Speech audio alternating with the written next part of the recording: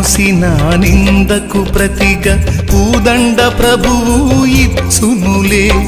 నీవు పొందిన వేదనలన్నీ త్వరలో తీరిపోవునులే.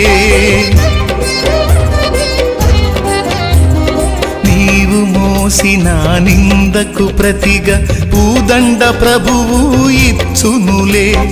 నీవు పొందిన వేదనలన్నీ త్వరలో తీరిపోవునులే. నీ స్థితి చూసి నవ్విన వారే సిగ్గుపడే దినమొచ్చేనులే.